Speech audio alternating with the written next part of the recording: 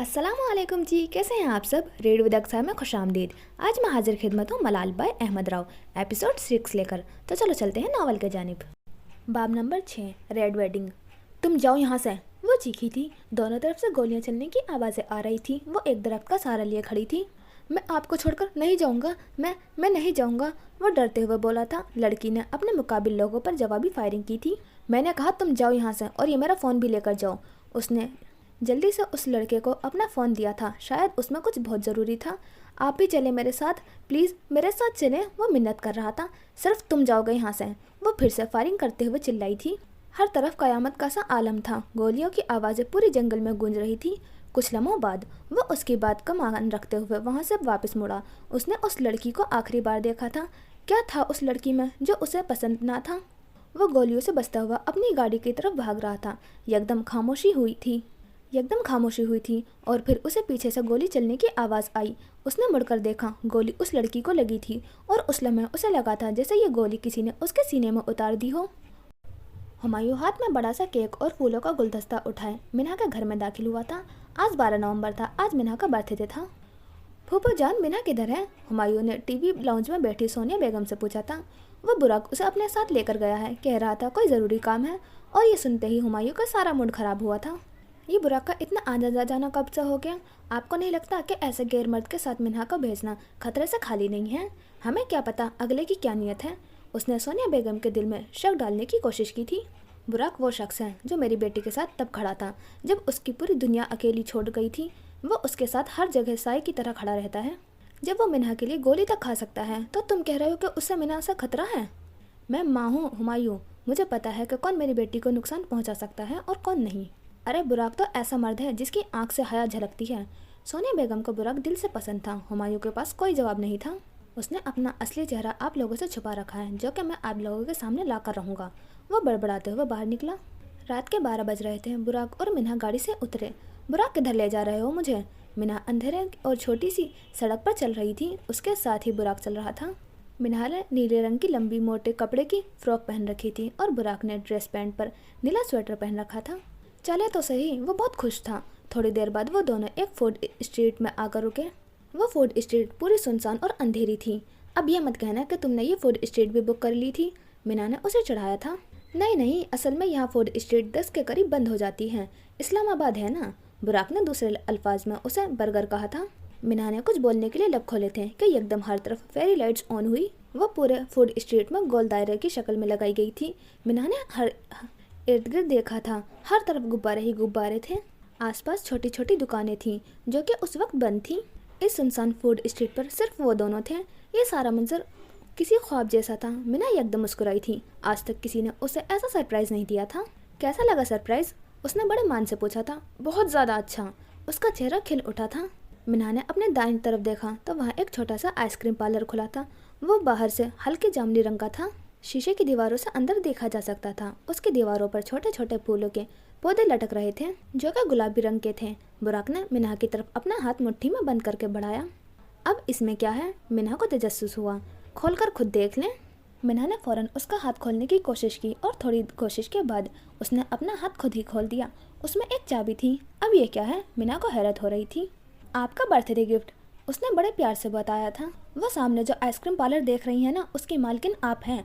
मिन्हा ने मुड़कर उस आइसक्रीम पार्लर की तरफ देखा। आपको आइसक्रीम बहुत पसंद है ना, तो सोचा पूरा आइसक्रीम पार्लर ही गिफ्ट कर दूं, वो बड़े आराम से बोला था। और मिन्हा को जैसे शौक लगा था। इस हद तक मोहब्बत करता था वो। मिन्हा ने बुराक को कुछ लम्हों तक हैरत से देखती रही। प्लीज़ अब मना मत कीजिएगा, बहुत प्यार से मैंने आपकी मर्ज़ी के मुताबिक ये आइसक्रीम पार्लर तैयार करवाया है। उसे पता था कि मिन्हा इतनी आसानी से ये तोहफा नहीं रखेगी। बुराक, मैं एक खुददार लड़की हूँ, मैं कैसे इतनी बड़ी चीज़ रख लूँ? आई एम सॉरी, मगर मैं ये नहीं ले सकती। उसने बुराक को साफ इनकार किया था। दिल टूट जाएगा मेरा। पूरा महीना लगाकर मैंने इससे तैयार करवाया था। सारी मेहनत पर पानी फेर दिया आपने। उसे बुरा लगा था। बुराक, ऐसा अच्छा नहीं लगता, समझने की कोशिश करो। तुमने मेरे लिए इतना सब कुछ किया, मेरे लिए यही बहुत है। वह बुराक का दिल भी तोड़ना नहीं चाहती थी। क्या आप मेरा दिल रखने के लिए एक बार इस गिफ्ट को अंदर से नहीं देखेंगी? वो मासूम से लहजे में बोला था। मिन्हा ने उसे अंदर चलने का इशारा किया। अंदर यह बहुत बड़ा नहीं था। ज़्यादा से ज़्यादा 6 लोग यहाँ बैठ सकते थे और इसलिए आइसक्रीम पार्लर के बाहर भी मज़ीद कुर्सियाँ और टेबल लगाए गए थे। आइसक्रीम पार्लर की हर दीवार हल्के जामुनी रंग का पेंट किया गया था। जामुनी रंग मिन्हा का फेवरेट रंग था और बुराक ने इसका पसंद का ख्याल रखा था। गोल दायरे की सूरत में छोटे छोटे 2 सफ़ेद गोल मेज और उनके साथ कुर्सियां लगाई गई थी। काउंटर तेज जामुनी रंग का था जिस पर 2 लड़के बैठे थे। उनको बुराक ने इस पार्लर की देखभाल के लिए रखा था। तुम्हें कैसे पता कि मुझे पर्पल कलर पसंद है? उसने पूरा पार्लर का जायजा लेते बोला था। मेरी मीना को कुछ पसंद हो और मुझे ना पता हो, ऐसा कैसे हो सकता है? उसने बड़े शान से कहा था। अभी मीना कुछ और बोलने लगी थी कि बुराक ने उसे अपने पीछे देखने का इशारा किया। साइड पर एक छोटा सा कमरा था जिसकी हर दीवार शीशे की बनी थी। अंदर सामने टेबल पर थीम केक रखा था और साथ में पूरे मीना के साइज का गुलाबी रंग का गुलदस्ता रखा हुआ था गुलाबों का। मीना ये सब देखकर हैरान और खुश हुई थी। आखिर उस शख्स को कैसे पता था मीना के बारे में इतना सब कुछ? छोटी से छोटी चीज पर भी बुराक ने इतनी मेहनत से काम किया था। सब बिल्कुल मीना की मर्जी के मुताबिक था। वो वाकई ऐसा मर्द था जो मीना पर अपना सब कुछ लुटा सकता था। तो कैसा लगा आपको अपना गिफ्ट? उसने बड़े मान से पूछा था। बहुत ज़्यादा अच्छा, यकीन करो ये सब किसी ख्वाब की तरह है। वो बहुत खुश थी। बुराक उसकी बात पर मुस्कुराया था। उसकी मेहनत वसूल हो चुकी थी। फिर उसने केक का काटने का इशारा किया था। मीना केक काट रही थी और बुराक बर्थडे विश कर रहा था। उस लम्हे वो दोनों एक साथ खड़े बहुत अच्छे लग रहे थे, परफेक्ट कपल। अब रोने का कोई फ़ायदा नहीं है शीला, लैला उस पर बरसी थी। शीला पिछले 2 घंटों से रो रही थी। मैंने इतने प्यार से मैरून कलर से मैक्सी खरीदी थी। उसने अपनी मैक्सी का दिल दुख रहा था। वैसे तो तुम्हें उस शादी के बारे में सब कुछ पता था, मगर ये नहीं पता कि उसकी थीम वाइट और ब्लैक है। लैला ने तंज के तीर चलाया था। मुझे क्या पता था कि वाइट और ब्लैक के अलावा हम कुछ नहीं पहन सकते। अमीरों के चौंचले भी बहुत अजीब होते हैं। पहले रोना बंद करो। और दूसरा, मैंने उस दिन वाइट कलर का प्रोम भी खरीदा था, तुम वो पहन लेना। लैला ने उसे ऑफर की थी। वो इतना सादा सा मैं नहीं पहन रही। वो बच्चों की तरह जिद कर रही थी। अब तुम्हारे लिए इस पर गोटा और मोती तो लगाने से रही। उसे गुस्सा आ रहा था। और मैंने तो उस मैक्सी के साथ की मैचिंग ज्वेलरी भी ली थी, उसका क्या? उसका एक और दुख याद आया था। रोती रहो बैठकर। लैला ने उस पर अफसोस करते हुए बाहर का रुख किया था। प्लीज़ रख लेना ये छोटा सा गिफ्ट, मैंने बहुत प्यार से आपके लिए बनवाया था। उसके लिए वो बहुत छोटा सा गिफ्ट था। बुराक मगर ऐसे कैसे? उसे समझ नहीं आ रहा था कि वो कैसे मना करे। मैं नाराज़ हूँ आपसे। उसने मुंह दूसरी तरफ कर लिया था। वह बच्चों की तरह जिद कर रहा था। एक तो तुम्हारा ड्रामा, तौबा तौबा। पहले ये बताओ कि तुम्हारे पास इतना पैसा आया कहाँ से? मीना की वही शक करने वाली आदत। मेरी अपने गांव में कुछ ज़मीनें हैं, हर साल वहीं से ठेका आता है, लेकिन मैंने वो पैसे कभी इस्तेमाल नहीं किए। फिर आपका बर्थडे थी तो मैंने वो सोचा कि वो पैसे इस्तेमाल कर लूँ। वो बड़ा नॉर्मल से अंदाज में बोला था। वो चोरी वाला पैसा भी इस्तेमाल कर सकता था। फिर उसे मीना का ख्याल आया। वो लानत भेजती ऐसे तोहफे पर। अब आप ले रही हैं या मैं आपसे बात करना छोड़ दूँ? उसे यही धमकी सूझी थी। काफ़ी देर वो ऐसे ही मुंह मोड़कर बैठा रहा। वो जिद का पक्का था। अजीब सी खामोशी हो गई थी जो मीना को बुरी लग रही थी। दो इधर चाबी, ड्रामेबाज। उसने हाथ आगे बढ़ाया। इसका मतलब आप मेरे बगैर नहीं रह सकती, ऐसी ही बात है ना? उसने मीना से खुशी और जोश से पूछा था। वाकई बुराक में तुम्हारी आदत हो गई है। उसने सच से इनकार नहीं किया था और बुराक तो जैसे उस वक्त हवा में उड़ रहा था। आपने आगे का क्या सोचा है? कोई जॉब करेंगी या कुछ और? बुराक अब थोड़ा संजीदा हुआ था। अभी कुछ वक्त के लिए तो मैं ब्रेक ले रही हूँ हर चीज़ से। फिर सोचा है कि अपना बिजनेस शुरू करूँगी। उसने बड़े सोच समझ कर जवाब दिया था। तो आप ये आइसक्रीम पार्लर क्यों नहीं चला लेती? बुराक, मैं सब अपनी मेहनत से करना चाहती हूँ। हाँ ठीक है, ये आइसक्रीम पार्लर भी चला लूँगी। वैसे भी इसकी थीम मुझे बहुत पसंद आई है, मगर मैं अपना बिजनेस भी करूँगी। वो वाकई मेहनती और खुददार लड़की थी। शाम का वक्त था। लैला अपनी अलमारी से कपड़े निकाल निकाल कर देख रही थी। आज वो कुछ अच्छा पहनना चाहती थी, कुछ ऐसा जिसमें वो बहुत अच्छी लगे। लैला ने हर एक सूट निकाल निकाल कर देखा, लेकिन उसे कुछ समझ नहीं आ रही थी। उसके पास आधे से ज़्यादा कपड़े सियाह थे। सियाह रंग उसका पसंदीदा था। क्या बात है, आज कुछ स्पेशल है? शीला कमरे में दाखिल हुई। शीला और लैला दोनों हर वक्त एक दूसरे के साथ साथ रहती थी। दोनों के पास इन दिनों कोई काम नहीं था। इन दिनों उनकी दोस्ती उरूज पर थी। वो आज बुराक आ रहा है तो सोचा कुछ अच्छा सा पहनूं। उसने बिना उसकी तरफ देखे जवाब दिया था। बड़ी मोहब्बतें हो रही हैं, शीला ने उसे पीछे से गले लगाते हुए बोला। हटो पीछे, चिपक ही जाती हो। लैला को शीला की इस आदत से सख्त चिढ़ थी और शीला जानबूझकर ऐसा करती थी। ये वाला पहनो, बहुत अच्छा लगता है तुम पर। शीला ने वही अजलाने वाली शलवार कमीज बाहर निकाला था। रहने दो, तुम किस पागल के कपड़े बाहर निकाल रही हो? उसे अजलान की बच्चों वाली बातें अभी तक याद थी।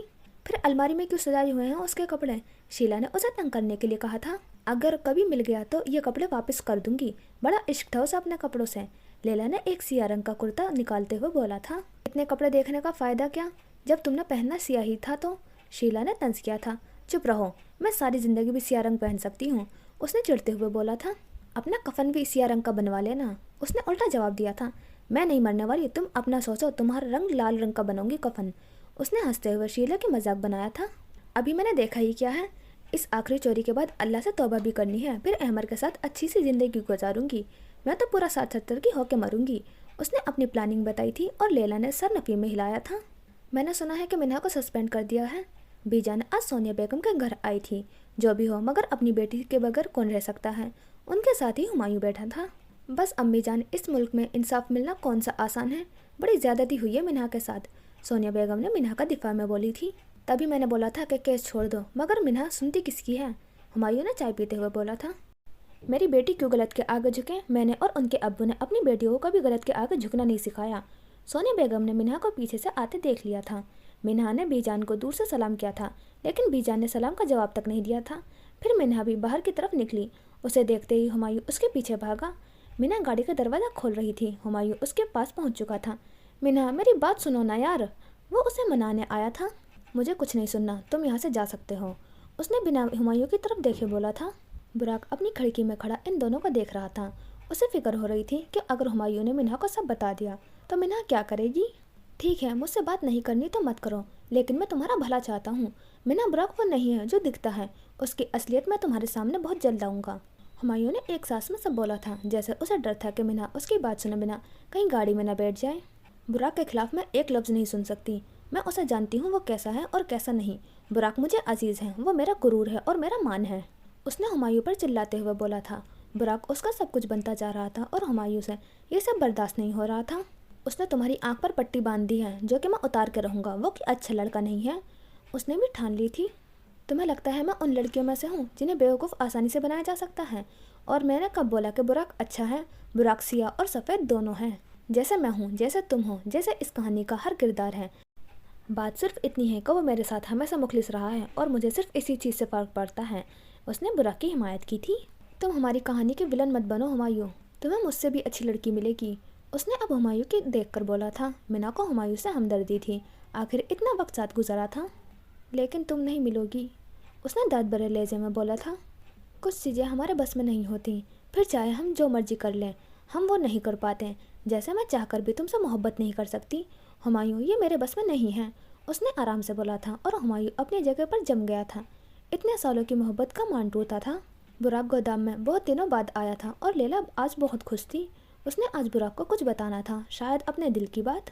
लैला ने सिया रंग का कुर्ता कैपरी पहन रखा था, काले बाल कमर पर गिरे हुए थे। इस बार शॉपिंग में वो ट्रेडिशनल कपड़े भी लाई थी। लैला सुल्तान बदल रही थी, वो जिंदगी की तरफ वापस आ रही थी। बुराक बाकी सबके साथ प्लानिंग रूम में बैठा था। लैला सुल्तान अंदर दाखिल हुई। लैला ने पहली नज़र ही बुराक पर डाली थी। उस शख्स को देखकर उसके लिए पूरी दुनिया ही बेमकसद हो जाती थी। लैला के बाद शीला अंदर आई थी और मोहतशिम ने प्लान बनाना शुरू किया था। वो सब लोग गोल दायरे की तरह एक मेज के गिर्द बैठे थे। मीर बलाज इस मुल्क का अमीर तरीन आदमी है और वो अपनी बेटी की शादी कर रहा है। उसने उस शादी का नाम वाइट वेडिंग रखा है, लेकिन हमें इस बात से कोई गर्ज नहीं, उसने अपनी बात का आगाज़ किया था। सब लोग उसे गौर से सुन रहे थे। वो अपनी बेटी को तोहफे में कीमती हीरो का हार दे रहा है। वो एक एक हीरा करोड़ों की मालियत रखता है। अगर उसकी चोरी में हम कामयाब हो जाते हैं ना, तो समझो हमारी ज़िंदगी बन जाएगी, उसने सबको लालच दिया था। लेकिन ये चोरी बैंक की तरह आसान नहीं है। मीर बलाज से पंगा हमें भारी पड़ सकता है। खैर, जितना खतरा मोल लेंगे उतना प्रॉफिट मिलेगा, उसने उन सबको खबरदार किया था। हम अंदर कैसे जाएंगे? अंदर सिर्फ वही जा सकता है जिसके पास इनविटेशन कार्ड होगा, बुराक ने सवाल किया था। जहाँ से इनविटेशन कार्ड बनवाए गए थे वहाँ से मैंने 6 कार्ड उठवा लिए थे। मोहतशिम के पास हर जवाब होता था। 6 क्यों? हम तो 7 लोग हैं, शीला ने सवाल किया था। बुराक मिन्हा के साथ आएगा। मीर बलाज की बेटी मीर अमशाल मिन्हा की बहुत अच्छी दोस्त है, उसने मिन्हा को भी बुलाया है और बुराक का मिन्हा के साथ जाना बहुत ज़रूरी है। मोहतशिम के दिमाग में कुछ चल रहा था। अब हम असल प्लान की बात करते हैं। मोहतशिम अब संजीदा हुआ था। कुछ ही लम्हों में वो अपना प्लान बता चुका था। उसके बाद सब अपने अपने कमरों में जाने लगे। शीला और अहमर यहाँ बैठे बातें कर रहे थे। लैला ने बुराक को बाहर चलने का इशारा किया था। अब वो दोनों गोदाम के पिछले हिस्से में बैठे थे। यहाँ से पूरा जंगल नज़र आता था। तुम अब बहुत खुश रहने लगी हो, ये वो लैला नहीं है जिसे मैं पहली बार मिला था, वो लैला को खिले देखकर बोला था। हाँ, क्योंकि मेरे पास अब खुश रहने की बहुत सारी वजूहात हैं, वो उस शख्स को तरफ देखकर बोली थी। एकदम ज़ोरदार बारिश शुरू हो गई थी। बारिश इतनी तेज थी जैसे आज पूरा आसमान ही बरसेगा। लैला बारिश को देखकर मुस्कुराई थी। उसे बारिश बहुत पसंद थी। चलो आओ बारिश में नहाते हैं। उसने बुराक का हाथ पकड़कर बारिश की तरफ धकेला। सर्दी में कौन नहाता है बारिश में लैला? लैला सुल्तान नहाती है। अब आ जाओ मज़ा आएगा। वो जिद कर रही थी। बुराक अपनी जगह से नहीं हिला। उसे बारिश में नहीं नहाना था। मैं कह रही हूँ चलो।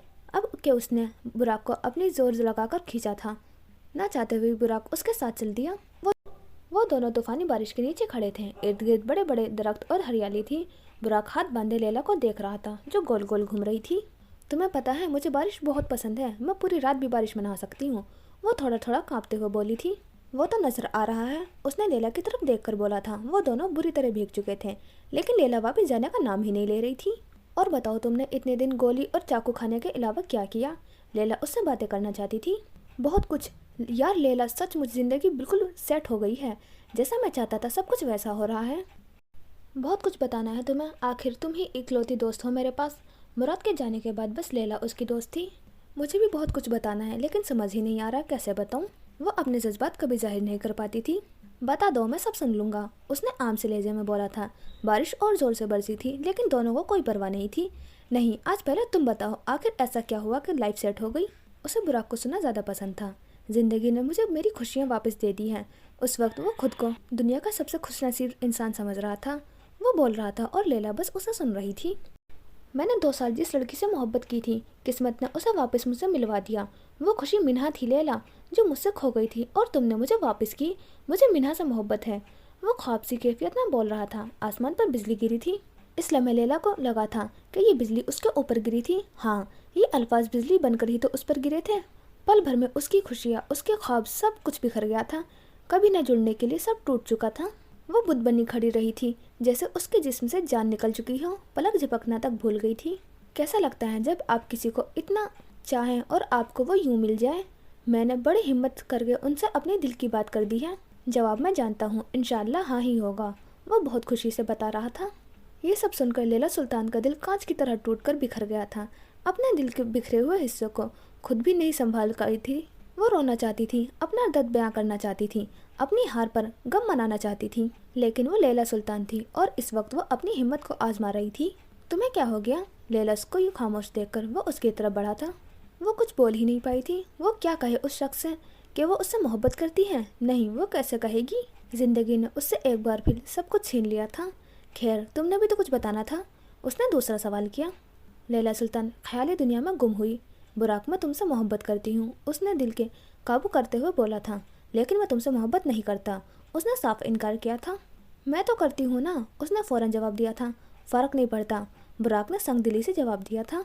वाकई फ़र्क नहीं पड़ता, लैला ने टूटे दिल के साथ खुद पर तंज किया था। हेलो, किधर गुम हो? बुराक ने उसकी आंखों के सामने चुटकी बजाई तो लैला अपने ख्याल से बेदार हुई। वह बस एक ख्वाब था। बारिश बहुत तेज़ हो रही थी। तुम्हें बुखार ना हो जाए, अब अंदर आ जाओ, मैं भी वापस जा रहा हूँ, बुराक ने वहाँ से वापस जाते हुए बोला था। लैला ने उसे वापस जाते हुए देखा। वो उसकी ज़िंदगी से हमेशा के लिए चला गया था। उस वक्त वो सुनने समझने की सलाहियत खो चुकी थी। लैला सुल्तान वहाँ बारिश में कितनी ही देर खड़ी रही, खुद को कितनी तसल्ली देने की कोशिश की, मगर दिल आज कुछ मानने को तैयार नहीं था। फिर वो किसी हारे हुए शख्स की तरह फर्श पर गिरी। आज लैला सुल्तान मोहब्बत में हार गई थी। एकदम वो फूट फूट कर रोना शुरू हो गई थी। आखिर हर दफ़ा उसके साथ ही ऐसा क्यों होता था? ऐसा लगता था कि शायद किस्मत लैला सुल्तान से नाराज़ थी। वो एक पल में बुराक को खो चुकी थी। उसने क्या सोचा था और क्या हो गया था? बुराक को पहली बार देखना, उसके साथ गोदाम में गुजारा हुआ वक्त, वो उसकी आंखों में खुद के लिए इज्जत और एहतराम देखना, मुश्किल वक्त में उसका साथ खड़ा होना, सब कुछ उसकी आंखों के सामने फिल्म की तरह चल रहा था। आज अरसे बाद वो रोई थी और आज आंसू रुकने का नाम ही नहीं ले रहे थे। उसे वाकई परफेक्ट चीज़ें रास नहीं आती थी। लैला सुल्तान प्यार के मामले में बहुत बदकिस्मत थी। पता नहीं ये अमशाल को कहाँ से याद आ गई। मिना और बुराक सुबह वक्त एक साथ वॉक कर रहे थे।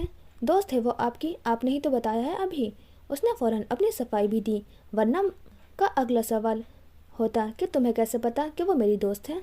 इंग्लैंड में साथ पढ़ा था हमने, लेकिन उतने अरसे बाद हमारा कोई राब्ता नहीं था। उसे हर बात पर शक करने की आदत थी। जब उन्होंने आधे से ज़्यादा शहर को बुलाया था तो आपको भी बुलाना ही था, बुराक ने उसे देखकर बोला। ऊपर से कह रही थी कि तुम मेरे साथ पार्लर चलना, तुम मेरी दोस्त हो। मैं नहीं जा रही पार्लर वालर। मैं नूर की शादी में भी खुद ही तैयार हुई थी, उसे पार्लर से चिढ़ थी। हाँ, और आखिरी वक्त तक लिपस्टिक ही डिसाइड नहीं कर पा रही थी। उसने मिन्हा को बात मारी थी। हाँ तो तुम हो ना, इस बार भी तुम पर लगा कर देखूंगी। मिन्हा ने बुराक को चिढ़ाया था। जी नहीं, इस बार आप पार्लर जा रही हैं। वैसे भी उसने आपकी अपॉइंटमेंट ले ली होगी पार्लर में अपने साथ। उसने साफ साफ मना किया था। तुम्हें कैसे पता कि उसने अपॉइंटमेंट ले ली है? उफ, इतना शक। जाहिर सी बात है, जब वो आपको अपने साथ पार्लर जाने का कह रही है तो अपॉइंटमेंट भी ले ली होगी। उसने वजाहत दी थी। खैर तुम चलना मेरे साथ, अम्मी और नूर तो जा नहीं रहे, अकेले मैं क्या करूँगी। और बुराक इसी चीज़ का इंतज़ार कर रहा था। मतलब आप मुझे मिस करेंगी इसलिए तो साथ चलने का कह रही हैं? वह मुस्करा कर बोला था। एक तो तुम इतना शौके हो जाते हो, हद है। उसने तपते हुए जवाब दिया था। शीला अपने कमरे की खिड़की में खड़ी बाहर देख रही थी। उसने रात का पजामा और शर्ट पहन रखी थी।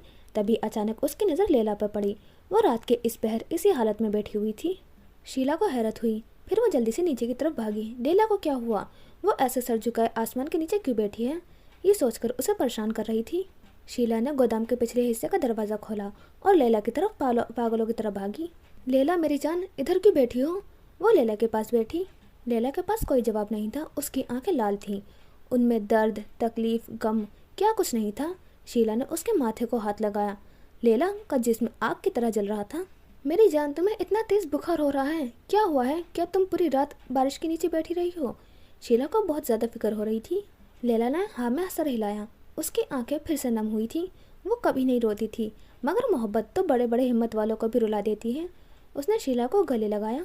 मेरी जान, कुछ तो बोलो, क्या हुआ है? क्यों डरा रही हो? बुराक ने कुछ कहा है? बुराक का नाम सुनकर वो आवाज़ों के साथ रोने लगी। शीला, मैं हार गई, मैं हार गई। वह सब कुछ जीत कर भी हार गई थी मोहब्बत में। आखिर में क्यों भूल गई थी कि ये मेरी किस्मत में खुशियाँ है ही नहीं। ये दर्द, तकलीफ़ मेरे वक्त में लिख दिया गया है। वो फूट पड़ी थी। शीला ने उसके सर पर हाथ फेरा था। क्यों, आखिर क्यों? क्यों मेरा हक नहीं है प्यार पर? क्यों किस्मत हर बार मुझसे सब कुछ छीन लेती है? मैं तो वो चीखी थी। अल्फाज उसका साथ नहीं दे रहे थे। शीला खामोशी से सब सुनती जा रही थी। अगर उसे किसी और से मोहब्बत थी तो क्यों मेरे करीब आया? क्यों मेरा हर मुश्किल वक्त में साथ दिया? क्यों मेरी परवाह की? क्यों मेरे दिल में खुद के लिए जगह बनाई? ऐसे बहुत सवाल थे जो वो बुराक से करना चाहती थी, मगर वो उस शख्स से क्या शिकवा करती? सब एक तरफा था। बस मेरी जान, रोना बंद करो। तुम्हें पता है तुम रोते हुए बिल्कुल अच्छी नहीं लगती।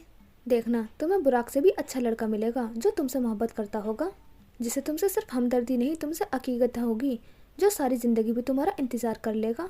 मेरी बात हमेशा याद रखना। तुम बहुत अच्छी हो लैला, बहुत अच्छी, और अल्लाह तुम्हारे लिए किसी बेहतरीन इंसान को चुनेगा। उसने लैला के आंसू साफ करते हुए उसे तसल्ली दी थी। लैला अब हिचकियों के साथ रो रही थी। बुराक कोई दुनिया का आखिरी मर्द नहीं था। उससे ये हालत लैला की देखी नहीं जा रही थी। वो दुनिया का पहला मर्द था जिसने लैला सुल्तान को इज्जत दी थी। वो दुनिया का पहला मर्द था जिसने लैला सुल्तान का तब साथ दिया था जब वो बेसहारा हो चुकी थी। वो दुनिया का पहला मर्द था जिसने मुझसे हमदर्दी की थी, जिसे मेरी परवाह थी। शीला, मुझे बहुत तकलीफ हो रही है। मुझे मुझे मुझे बुराक से मोहब्बत है। मैं क्या करूं? उसकी आंखें बंद हो रही थी। वो अपने होश खो रही थी। लैला, लैला उठो। शीला उसका मुंह थपथपा रही थी। दरवाजे पर खड़ा मोहतशिम सब सुन चुका था। वो अब बाहर की तरफ भागा था। लैला की आंखें बंद हो चुकी थी। उसे जल्दी से अंदर लेकर चलो, मोहतशिम चीखा था। शीला ने लैला को उठाने की कोशिश की, मगर वो नहीं उठा पाई। मोहतशिम ने शीला की मदद की और वो दोनों उसको अंदर लेकर गए। बुराक और मुन्हा शॉपिंग मॉल में घूम रहे थे। मिन्हा को शादी के लिए सूट लेना था। इस वक्त वो एक ब्रांड पर खड़े मुख्तलिफ कपड़े देख रहे थे। वाइट वेडिंग है और ब्लैक एंड वाइट थीम है। अमशाल कह रही थी कि सब लड़कियां वाइट पहन रही हैं और लड़का ब्लैक। मिन्हा बुराक को सब बता रही थी जैसे उसे कुछ पता ही नहीं था। ये वाली प्रोम बहुत अच्छी लगेगी आप पर। वह कपड़ों के ढेर में से एक सफ़ेद रंग की पैरों तक आती प्रोम फ्रॉक निकाल कर लाया था। वो सादा थी मगर बहुत प्यारी लग रही थी। हाँ, ये अच्छी लग रही है और सादा सी भी है। मिन्हा को बहुत पसंद आई थी। पहनकर चेक कर लें, फिर मैचिंग ज्वेलरी भी लेनी है और जूते भी। मिन्हा से ज़्यादा बुराक को उसकी चीज़ों की फिक्र थी। मिन्हा ने हाँ में सर हिलाते हुए ट्रायल रूम का रुख किया। बुराक बाहर खड़ा उसका इंतज़ार कर रहा था। थोड़ी देर बाद मिन्हा फूली हुई प्रोम पहनकर बाहर आई। वो बिल्कुल भी तैयार नहीं थी, मगर सादगी में भी वो बुराक पर कयामत ढा रही थी। बुराक हमेशा की तरह उसे देखकर कुछ लम्हे हरकत करना भूल गया था। ये लड़की कितनी प्यारी है, उसने दिल में सोचा था। मिन्हा शीशे के सामने खड़ी खुद को देख रही थी। उसे खुद भी वो अच्छी लग रही थी।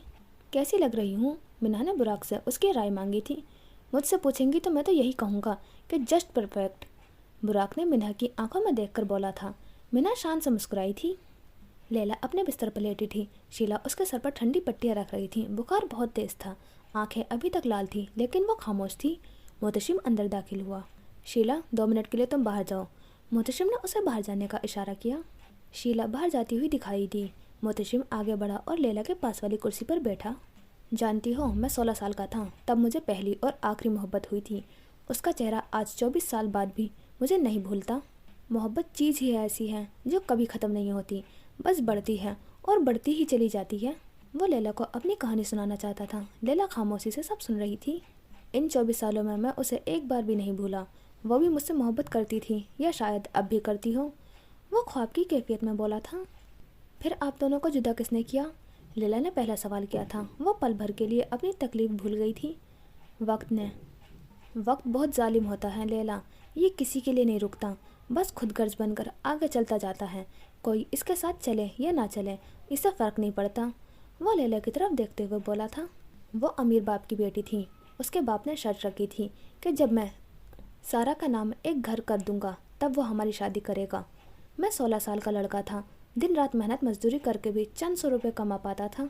वक्त गुजर रहा था। वक्त कौन सा मेरे लिए नहीं रुक सकता था। वो सांस लेने के लिए रुका था। और एक दिन मुझे पता चला कि उसका रिश्ता पक्का हो गया है। मुझे लगा था कि जैसे किसी ने मुझसे मेरा सब कुछ छीन लिया था। वो लैला की कैफियत समझ सकता था। तब मैंने एक सबक सीख लिया था कि हम वक्त को कैद नहीं कर सकते और ना ही उसे रोक सकते हैं। लैला अपने कमरे में चुप बैठी थी। वो सुबह से इसी तरह बैठी थी, ना जाने क्यों, बस वो खामोश थी। शीला उसके लिए सूप लेकर आई थी। ये पी लो, उसने बड़े आराम से बोला था। पता है शीला, मैं हमेशा खुशियों के पीछे भागती हूँ।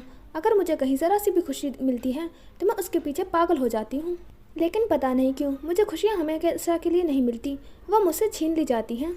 वो फिर से दर्द भरे आवाज़ में बोली थी, लेकिन अब वो रोई नहीं थी। जितना उसने रोना था वो रो चुकी थी। मेरी जान, तुम उसको भूल जाओ, अपना ख्याल रखो। परसों को इतना अहम दिन है, तुम्हें खुद को जज्बात पर काबू पाना होगा। वो उसके लिए बेहद फिक्रमंद थी। लैला सुल्तान बहुत हिम्मत वाली है, देखो अभी तुम्हें हंसकर दिखाती है। ये बात कहकर वो मुस्कुराई थी, लेकिन उसकी हंसी झूठी और खोखली थी। शीला को अफसोस हुआ था।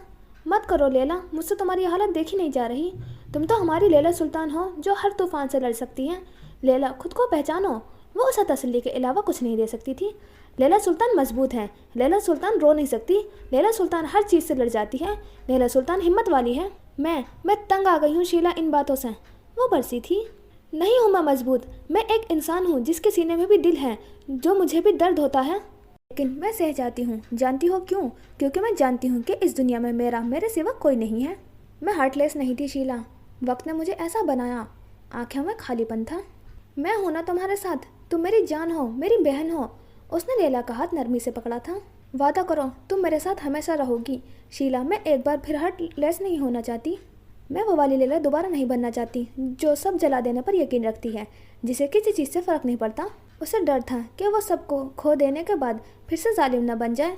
वो जीना चाहती थी, खुशियाँ मनाना चाहती थी। मैं तुम्हारे साथ हूँ, मैं तुम्हें कभी नहीं छोड़ूंगी। मैं अहमर से बात करती हूँ, हम ये मुल्क नहीं छोड़ेंगे, और अगर छोड़ेंगे तो तुम्हें भी साथ लेकर जाएंगे। शीला ने लैला को गले लगाते हुए तसल्ली दी थी। लैला ने उसे ज़ोर से गले लगाया था। आपके पास एक शीला जैसी दोस्त भी होनी चाहिए जो आपको हर मुश्किल में साथ दे। इतवार का दिन। 2 दिन गुजर चुके थे। लैला सुल्तान ने अब रोना बंद कर दिया था। उसने बुराक का गम अपने दिल में दफन कर दिया था। आज बहुत बड़ा दिन था और उसे दिमागी तौर पर बहुत होशियार रहना था। लैला अपने कमरे से बाहर निकली। उसने वही सिया रंग की प्रोम पहन रखी थी। हमेशा की तरह खुले हुए बाल छोड़ रखे थे। मेकअप के नाम पर बस मस्कारा लगाया हुआ था। थोड़ी लिपस्टिक ही लगा लेती। साथ वाले कमरे से शीला निकली थी। उसने सफ़ेद रंग की प्रोम पहन रखी थी। मेकअप कुछ ज़्यादा ही किया हुआ था। घुंघराले बाल जूड़े में बांध रखे थे। मेरा होठों को लिपस्टिक की ज़रूरत नहीं है, वो ऐसे ही पिंक है। लैला ने शान से सच बोला था। बाहर मोहतशिम और अहमद सिया पैंट कोट पहने उनका इंतजार कर रहे थे। हिम्मी और जिम्मी पहले जा चुके थे। गोदाम के बाहर 2 बड़ी गाड़ियाँ रखी हुई थी। वो लोग किसी अमीर और रईस लोगों से कम नहीं लग रहे थे। एक गाड़ी में अहमद और शीला बैठे थे और दूसरी गाड़ी में मोहतशिम और लैला। आज बहुत प्यारी लग रही हो, अहमद ने बैठते के साथ ही तारीफ की थी। मैं हूँ ही प्यारी, वो मुस्कुराकर बोली थी। दिल कर रहा है कि आज ही तुमसे शादी कर लूँ, वो बड़े प्यार से बोला था। हाँ, मेरा भी महल में शादी करने का ख्वाब पूरा हो जाएगा। वो हंसी थी। आज वो लोग शीला के ख्वाबों के महल जा रहे थे। दूसरी तरफ लैला खामोश देखकर मुहतशिम ने उसकी तरफ देखा। खुद को जज्बात पर काबू रखना, तुम हमारे इस शतरंज के खेल की रानी हो लैला, तुम वो कर सकती हो जो कोई नहीं कर सकता। वो उसका हौसला बढ़ा रहा था। लैला ने हल्का सा मुस्कुराते हुए बस हाँ में सर हिलाया था। मैं जानता हूँ तुम इस वक्त जहनी तौर पर बिल्कुल भी किसी चीज़ के लिए तैयार नहीं हो, मगर बात मुकम्मल नहीं हुई थी। मगर मैं लैला सुल्तान हूँ और मैं हार्टलेस हूँ, वो खुद पर तंज करते हुए बोली थी। मुहतशिम खामोश हो गया था। बुराक ने सियाह रंग का पैंट कोट और सियाही रंग की ड्रेस शर्ट पहन रखी थी। हाथ में हमेशा की तरह गाड़ी बांधी हुई थी। बाल आज माथे पे बिखरे हुए थे। उसकी सियाह आंखें किसी का इंतजार कर रही थी। वह बार बार पार्लर के बाहर खड़ा होकर घड़ी देख रहा था। पार्लर का दरवाज़ा खुला। वह उसी सफ़ेद रंग की प्रोम में मलबूस थी। बालों का हल्का सा जूड़ा बांध रखा था। माथे के आगे की तरफ बालों की कुछ लटें छोड़ी गई थी। मेकअप आज थोड़ा सा ज़्यादा था, मगर अच्छा लग रहा था। वह पैरों तक आती प्रोम को अपने हाथों में पकड़े ऊपर कर रही थी ताकि चलने में आसानी हो। बुराक ने उस लड़की को बस देखता ही रह गया था। उसकी लड़की में हर वो बात थी जो बुराक को उसकी तरफ खींचती थी। बुराक की सियाह आंखों ने उसकी बुरी आंखों में देखा और वो बस पलक झपकना भूल गया था। वो बुराक की तरफ चलती हुई आ रही थी। चले अब? मिना ने सवाल किया। नहीं, बुराक ने पलक झपके बिना बोला था। क्यों? उसने उलझन से सवाल किया था। पहले मुझे अच्छे से आपको देखने तो दें। उसकी आंखों में मीना चमक रही थी। एक तो तुम ना हर वक्त ही। वो थोड़ा सा मुस्कुराई थी। मैं क्या हर वक्त? वो चिढ़ाते हुए बोला। मैं नहीं बता रही, वो भी ज़िद्दी थी। अब हर वक्त मैं इतनी अच्छी अच्छी बातें करूँगा तो आप मुझ पर फ्लर्ट हो ही जाएंगी, जानता हूँ। वो मासूम से लहजे में बड़ा शान से बोला था। मैं मिन्हा हूँ, मैं तुम्हारे सामने पिघल ही न जाऊँ, वो इतराते हुए बोली थी। मैं भी बुराक हूँ, मुझे पत्थर तक पिघलाने आते हैं। वो भी हार मानने के लिए राज़ी नहीं था। मिना मुस्कुरा दी। ये शख्स जो भी था उसे पसंद था। मिना ने आज तक कभी किसी शहजादी का ख्वाब नहीं देखा था, मगर ना जाने क्यों आज उसे वो शहजादा लग रहा था, कोई फेरी टेल का शहजादा, वो जिसे देखकर वह दिल हार बैठी थी। आगे और पीछे 2 काली बेगों थी और उनके बीच में अमशाल की गाड़ी थी और उसके पीछे बुराक की गाड़ी थी। बुराक और मिना अमशाल के साथ ही शादी के पर जा रहे थे। चारों गाड़ियाँ एक साथ बड़े से गेट के अंदर दाखिल हुई थी। ये वाकई एक महल था, फेरी टेल्स जैसा, जिसे फेरी लाइट से सजाया गया था। बाहर से वह एक रॉयल और कदीम महल की तरह था। बड़ा सा गार्डन और साइड पर गाड़ियों का रश था। मिना गाड़ी से उतरी। तुम नहीं आओगे? उसने बुराक को अंदर बैठा देखकर सवाल किया। आप जाएं, दुल्हन की एंट्री आपका होना ज़रूरी है। मैं ये गाड़ी पार्क करके आता हूँ। इतना कहकर मिना अमशाल की गाड़ी की तरफ बढ़ी। लोगों का एक रश था जो गार्डन में लग चुका था। सब अमशाल से ज़्यादा उसके हीरो के हार को देखने के लिए बेताब थे। ये उनके खानदान का हार था जो बस शादी ब्याह के मौके पर दुल्हन पहनती थी। पहले ये हार उसकी माँ ने पहना था और आज सदियों बाद अमशाल पहनने हुई थी। अमशाल ने खुद टेल वाला लहंगा पहन रखा था।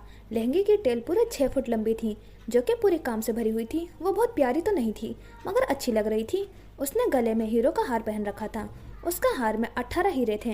एक एक हीरा करोड़ों का था। यही वो हार था जिसके लिए मुहतशिम लोग इधर आए थे। बुराक ने गाड़ी एक कोने पर लगाई। इधर के कैमरे अहमद ने पहले ही हैक कर चुका था। वैसे भी यहाँ कोई मौजूद नहीं था। तभी उसके कान में छोटा सा बटन जितना ब्लूटूथ लगाया। मुहतशिम, अहमद, लैला, शेला, हम्मी और जिम्मी सब ने कानों में ब्लूटूथ लगा रखा था। फ़ौरन लोकेशन पर आओ, उसने सिग्नल दिया था और थोड़ी ही देर में सब एक एक करके उसके पास आने लगे थे। उसने अपनी डिग्गी खोलकर सबको गन पकड़ाई थी।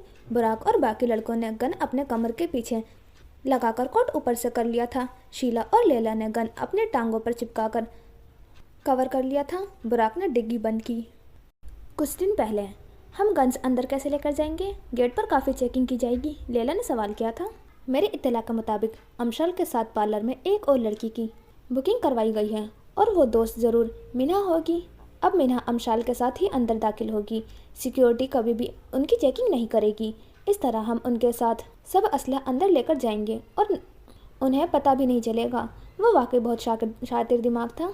सब लोग अंदर जा चुके थे। ये हॉल काफ़ी बड़ा और लंबा था, जिसे वाइट थीम के मुताबिक सजाया गया था। हर कोने पे बड़े बड़े कैंडल स्टैंड्स लगाए गए थे। दीवारों पर क्रीम वाइट रंग का पेंट किया गया था। गोल्डन रंग से आर्किटेक्ट बनाया गया था जो बहुत रॉयल लग रहा था। और छत पर बड़े बड़े झूमर लगाए गए थे जिनमें मोमबत्तियाँ जल रही थीं।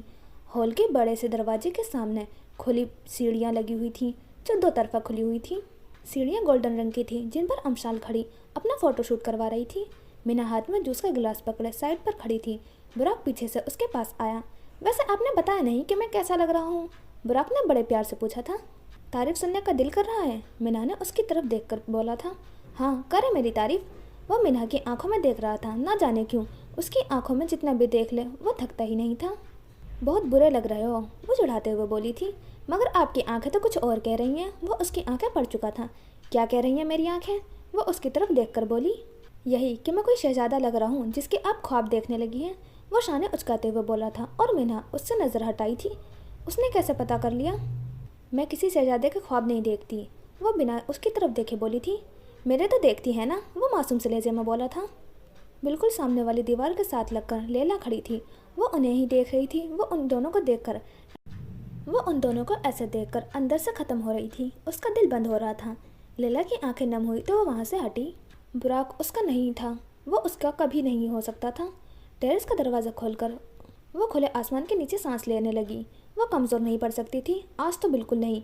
सब उस पर डिपेंड करता था। वो खुद को ये समझा रही थी। थोड़ी देर बाद शीला उधर आई थी। यहाँ क्यों आ गई तुम? शीला ने उससे यूँ अकेला देखकर सवाल किया। मैं खुद का सब्र और नहीं आजमा सकती। वो बहुत मुश्किल से खुद पर काबू पा रही थी। तुम कितनी अच्छी हो ना कि खुद कुर्बानी दे रही हो। शीला उस पर तरस आया था। मैं अच्छी नहीं हूँ, बस उन्हें बचा रही हूँ अपने शर से। वो जानती थी कि उसके अंदर कितना शर है। तुम एक दफ़ा अपने दिल की बात बुराक को बता कर तो देखो। उसे लैला का उदास चेहरा नहीं देखा जा रहा था। क्या बात करूँ मैं? अपना तमाशा नहीं बनवाना मुझे। वो टूट जाएगी मगर किसी के सामने बिखरेगी नहीं, ये तो तय था। तुम अपनी अना को साइड पे क्यों नहीं कर देती? मोहब्बत में अना नहीं होती लैला। वो उसे समझाने की कोशिश कर रही थी। ये अना नहीं, इज़्ज़त नफ्स है। मैं किसी से प्यार की भीख मांगूँ, ये मेरे लिए मौत है। मैं मरती मर जाऊंगी मगर उसके सामने भीख नहीं मांगूंगी। वो मोहब्बत पर इज्जत को चुनती थी। यार, तुम्हें पहली बार किसी से प्यार हुआ है, क्या तुम उसे ऐसे ही जाने दोगी? शीला को फिक्र हुई थी। वो लैला को बस खुश देखना चाहती थी। मैं बचपन से प्यार के लिए तरसती थी, लेकिन इसका मतलब यह नहीं कि मैं किसी के भी आगे प्यार की खैरात मांगना शुरू कर दूँ। ये मुझसे नहीं होगा। वो किसी और से मोहब्बत करता है। ऐसा में अगर मैं उसे अपने जज्बात बताऊँ तो तुम्हें क्या लगता है वो मुझसे कबूल कर लेगा? नहीं, कभी नहीं। वो जानती थी कि बुराक कभी भी उससे मोहब्बत नहीं कर सकेगा और यही बात उसे दुख देती थी। मगर मिन्हा का क्या? तुम्हें क्या लगता है वो बुराक का सच जानने के बाद उसे अपना लेगी? नहीं, लैला वो बुराक को उसके असल के साथ कभी कबूल नहीं करेगी। उसने खिड़की से मिन्हा की तरफ देखकर बोला था। मिन्हा का मुझे नहीं पता, मगर मैंने उस दिन बुराक की आंखें देखी थी। वो मरता मर जाएगा मगर मिन्हा के अलावा किसी को अपनाएगा नहीं। आंख से एक आंसू नीचे गिरा था। वो इतना गम अंदर नहीं रोक पा रही थी। वैसे भी मोहब्बत में ज़बरदस्ती थोड़ी ना होती है। हम किसी के दिल में खुद के लिए मोहब्बत नहीं डाल सकते, मगर खुद को समझाकर उसकी ज़िंदगी से निकल तो सकते हैं। शुरू में मुश्किल लगेगा लेकिन फिर आदत हो जाएगी। वो शायद खुद को समझा रही थी। लैला खामोशी से साइड पर होना चाहती थी। शीला ने बड़े प्यार से उसका हाथ पकड़ा। वो अपनी दोस्त के साथ रहेगी, ये तय था। बात सिर्फ इतनी सी है कि अगर वो मेरा नहीं तो मैं भी उसकी नहीं। दिल पर उसने पत्थर रख लिया था। दिल से कह रही हो? शीला ने उसकी उदास आंखों में देखते हुए बोला। अब दिल की नहीं सुनती। वो खुद के जज्बात पर काबू पाते हुए बोली। अच्छा छोड़ो, आओ हम अपना एंजॉय करते हैं। वैसे भी वो घड़ी करीब आने वाली है जिसके लिए हम यहाँ आए हैं। वो बात को बदलना चाहती थी। चलो तस्वीरें लेते हैं, हम दोनों इतनी प्यारी लग रही हैं। शीला ने लैला का मोबाइल पकड़ते हुए बोला। फिर वो दोनों ने अच्छा सा पोज बनाकर खड़ी हुई। शीला ने कुछ तस्वीरें ली। लैला का दिल नहीं कर रहा था मगर वो शीला के लिए मान गई थी। ज़रा फ्रेश होकर आती हूँ। लैला वापस मुड़ी। अभी वो चंद कदम दूर गई थी कि उसने वापस मुड़कर शीला को देखा। वो उसकी अच्छी और इकलौती दोस्त थी। तुम बहुत अच्छी हो शीला। उसने ना जाने क्यों शीला पर प्यार आया था। वो तो मैं हूँ। शीला मुस्कुराई थी। I love you my one and only friend. Sheela उसे बहुत अजीज थी। I love you too. जल्दी वापस आओ, फिर हमने सबके होश भी उड़ाने हैं। वो बहुत पुरजोश थी। मेरा इंतज़ार करना, बस मैं अभी आती हूँ। वो उसे देखते हुए बोली थी। हाँ, मैं इधर ही हूँ। मैंने किधर जाना है? वो नॉर्मल से लहजे में बोली थी। लैला ने उसे मुस्कुरा कर देखा और वापस मुड़ी। हॉल की लाइट्स बंद कर दी गई थी। छत पर लगे झूमर और साइड पर रखे मुख्तलिफ स्टैंड पर कैंडल्स जल रही थी। इसकी बत्तियां पूरे हॉल में मध्यम से रोशनी कर रही थी। ये सब माहौल डांस करने के लिए बनाया गया था। साइड पर पियानो बज रहा था और सब लोग कपल डांस कर रहे थे। हाथों में हाथ डाले सब आपस में मगन थे। शीला भी अहमर के साथ डांस करने में मसरूफ थी। वो काफ़ी खुश थी। उसके लिए ये सब ख्वाब था। दूसरी तरफ बुराक ने भी मिन्हा की तरफ हाथ बढ़ाया। मुझे डांस नहीं आता। मिन्हा ने साफ इनकार किया। मुझे तो आता है ना, और वैसे भी कपल डांस तो इतना आसान होता है। बस हाथ में हाथ डालकर गोल गोल घूमते रहो और आगे पीछे पैर हिलाते रहो। उसने बड़े ही आसान अल्फाज में समझाया था। तुम्हें बड़ी प्रैक्टिस है, सच सच बताओ किस किस के साथ डांस करते रहे हो। मिना की वही शक करने वाली आदत।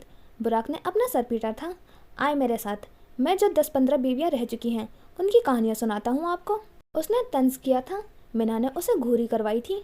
मजाक कर रहा हूँ यार, मैं प्योर सिंगल हूँ, उसने मासूम से अंदाज में दलील दी थी। अभी प्योर सिंगल क्या है? मिना हंसी थी। उसकी अपनी ही डिक्शनरी थी। प्योर सिंगल मतलब जिसका कभी कोई रिलेशनशिप न रहा हो। इतना पाकिज़ा और मासूम मर्द आपको कहाँ मिलेगा? उसने अपनी तारीफ की थी। मिना उसकी बात पर हंसती थी। फिर मिना ने उसका हाथ पकड़ा और वो दोनों सब लोगों की तरफ लपके। हर तरफ अंधेरा था। मोमबत्तियों में बस पास का खड़ा हुआ आदमी देखा जा सकता था। यही वक्त था हार चुराने का। मुतशिम सब लोगों से साइड होकर कोने में जा चुका था। लैला, यही सही वक्त है अमशाल का हार चुराने का। उसकी ये बात सब गैंग वाले सुन सकते थे क्योंकि सबके ब्लूटूथ आपस में कनेक्ट थे। लैला इधर नहीं है, शीला अहमद के साथ डांस करते हुए बोली। लैला किधर है? वो इस वक्त कैसे गायब हो सकती है? अभी कुछ देर में सब लाइट्स ऑन हो जाएंगी और फिर हमें मौका नहीं मिलेगा, वो दबे दबे गुस्से में बोला था। दरवाजे पर सिक्योरिटी का एक एक बंदा खड़ा था। मुर्तशिम जानता था कि उनके होते हुए यहाँ से चोरी करके भागना मुश्किल है, इसलिए वो ऐसी चोरी करना चाहते थे किसी को शक न हो। लैला इन कामों में माहिर थी। वो ऐसी चोरी करती थी कि उसके दूसरे हाथ को भी खबर नहीं मिलती थी। बुराक मिन्हा के हाथों में हाथ डाले उसे देख रहा था। वो लोग सबसे सेंटर में थे। उसने अब मिन्हा को घुमाया था। घूमते हुए उसकी मिन्हा की फ्रॉक पूरे में घूम गई थी। लैला सुल्तान वॉशरूम के अंदर शीशे के सामने खड़ी रो रही थी। ब्लूटूथ वो उतार चुकी थी। मेकअप जो थोड़ा बहुत किया हुआ था लैला ने वो भी धो चुकी थी। उसको बुराक के साथ मिन्हा का वजूद बर्दाश्त नहीं हो रहा था। वो खुद को कई बार समझा चुकी थी लेकिन वो बेबस थी। वो उन दोनों को एक साथ देखकर नॉर्मल कैसे रह सकती थी। रोते रोते उसे एकदम ख्याल आया कि वो बहुत लेट हो गई है, इस वक्त डांस शुरू हो गया होगा। उसने अपने आंसू साफ किए। शीला, लैला किधर गई है? जल्दी कुछ करो, हमारे पास वक्त बहुत कम है। मुतशिम को बेचैनी हो रही थी। डांस करते हुए बुराक भी ये सब सुन रहा था लेकिन वो जवाब नहीं दे सकता था क्योंकि मिन्हा उसके साथ थी। उसने कहा था वो 2 मिनट में आ जाएगी मगर अब तक नहीं आई। शीला ने मुतशिम को जवाब दिया। अब हम क्या करेंगे? लैला हमारा प्लान बर्बाद कर देगी। उसे गुस्सा आ रहा था। लैला आ जाएगी, शीला ने तसल्ली दी थी। मुतशिम ने देखा मीरबलाज खड़ा खाने का ऑर्डर दे रहा था, मतलब ये डांस खत्म होने वाला था। शीला, तुम्हें कुछ करना होगा। लैला की जगह तुम कर सकती हो, बस एक हार ही की तो बात है। मुतशिम को अब कुछ समझ नहीं आ रहा था। दूसरी तरफ लैला वॉशरूम से बाहर निकलकर तेज तेज कदम बढ़ाने लगी थी। कहीं उसकी वजह से सब बर्बाद ना हो जाए, वो यही सोच रही थी। मगर मैंने कभी इस तरह इतने लोगों के बीच चोरी नहीं की। ऐसे लोगों की भीड़ में चीज़ों की चोरी करना लैला का काम आता है। शीला को समझ नहीं आया था कि वो कैसे इतने लोगों के सामने हार चोरी करे।